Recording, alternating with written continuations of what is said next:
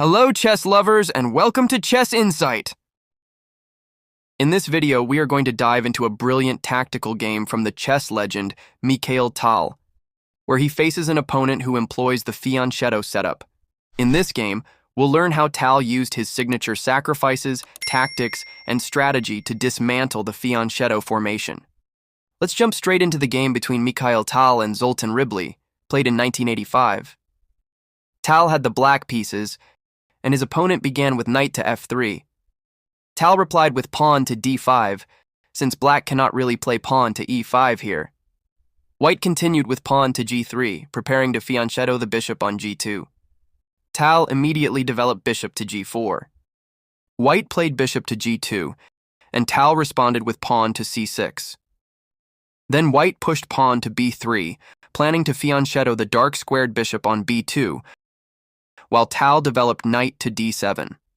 White followed his plan with bishop to b2, and black brought his knight to f6, connecting the knights on d7 and f6. At this point, White had the pair of fianchetto bishops, which usually pose long-term challenges for black. Now let's see how Mikhail Tal dismantled this structure. White castled short, and Tal pushed pawn to e6. The idea here was to strengthen the center while opening the diagonal for his bishop. White made a natural move with pawn to d3, preparing to break open the center later with pawn to e4 or pawn to c4. Tal developed bishop to c5, giving his king space to castle short and also eyeing the white king. White brought his knight to d2, and after black castled short, White struck with pawn to e4. At this moment, black had to be careful. If Tal played a move like pawn to h6, then White could push forward aggressively, driving away the knight. For example, after knight retreats to h7, White could go pawn to d4, attacking the bishop. Black would have to move the bishop back to e7, and then White could advance pawn to c4. You can see that White would then control the dark squares, severely restricting black's pieces. Tal wanted no part of that, so he immediately exchanged pawns on e4, and White recaptured with his pawn.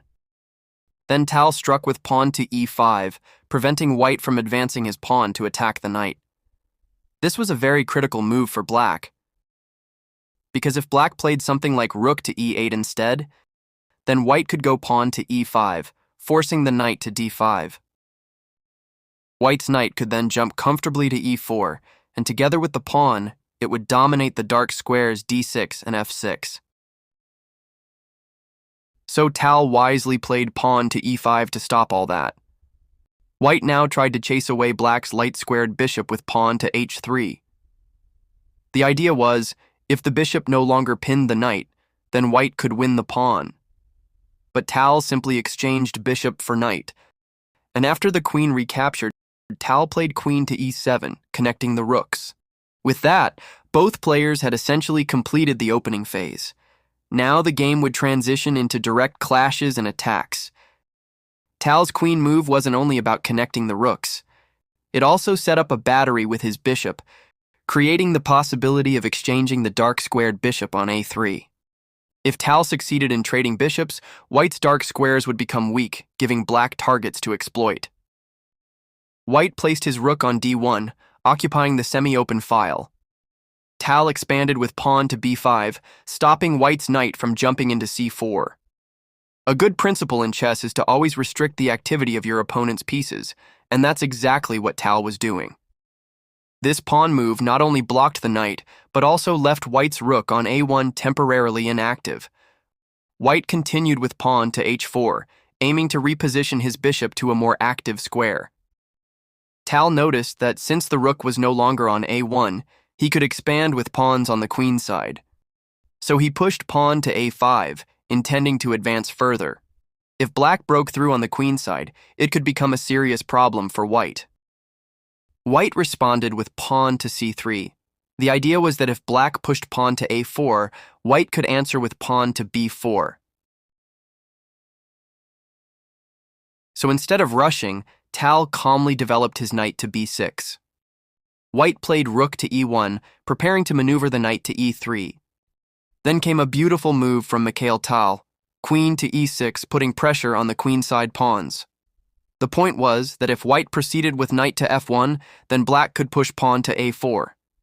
After pawn takes pawn, rook would capture, and the pawn on a2 would inevitably fall, leaving black with a material advantage.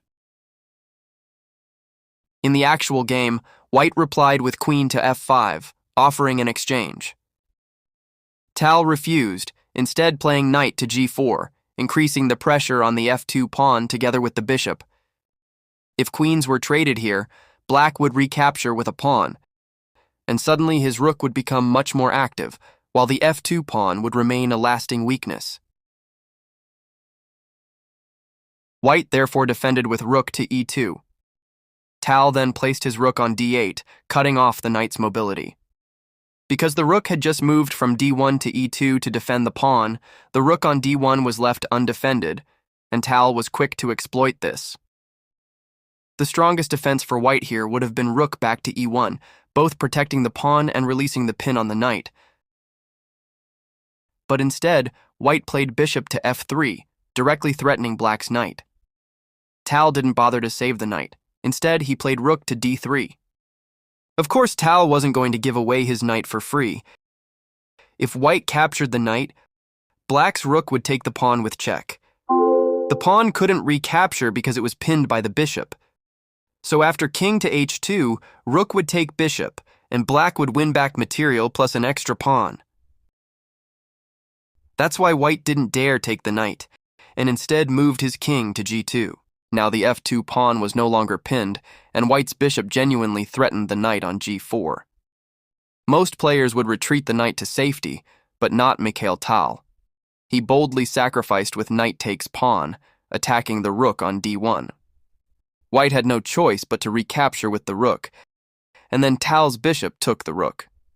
After the king recaptured the bishop, Tal had effectively exchanged two minor pieces for a rook and a pawn. Tal continued with queen to d6, adding pressure against white's knight. The knight couldn't move because the rook on d1 would fall. White tried to reinforce with bishop to c1. At this point, black could have gone for a queen check on c7. After king to g2, rook would take the pawn, also attacking the dark-squared bishop. But Tal wasn't done pressing. He advanced pawn to g6, chasing the queen. White moved queen to g5, then Tal pushed pawn to f6, once again harassing the queen. After queen to h6, Tal continued with pawn to f5. This pawn could not be taken. If white captured, black's rook would check by taking the bishop. If white's knight then captured the rook on d1 would immediately fall to the queen. And if the king recaptured the rook instead, Tal had queen to d3 check, forcing the king to g2, then queen to e2 check, king to h3, and finally black would capture the pawn on f5, threatening checkmate with rook to h2. At the same time, white's rook was hanging. If white tried to save the rook by playing rook to h1, stopping the mate, then black would swing his rook to h5, trapping the queen. That's why in the real game, white avoided all this and simply moved the king to g2. Then came another stroke of brilliance from Tal. He sacrificed his rook for white's light-squared bishop. If white recaptured with the king, his position would collapse.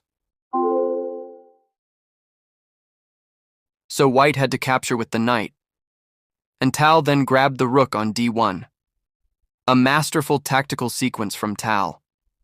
White tried knight to g5, threatening checkmate by queen takes pawn. But Tal calmly played queen to h5, forcing a queen trade. At this point, white resigned. With the queen trade inevitable, Tal would be left with superior material and an extra pawn. Moreover, his opponent was Mikhail Tal, who very rarely made mistakes in the final round of the game. Alright, chess lovers, that concludes our discussion for this game. Thank you so much for watching. Don't forget to like, share, comment, and subscribe. See you again in the next chess analysis video.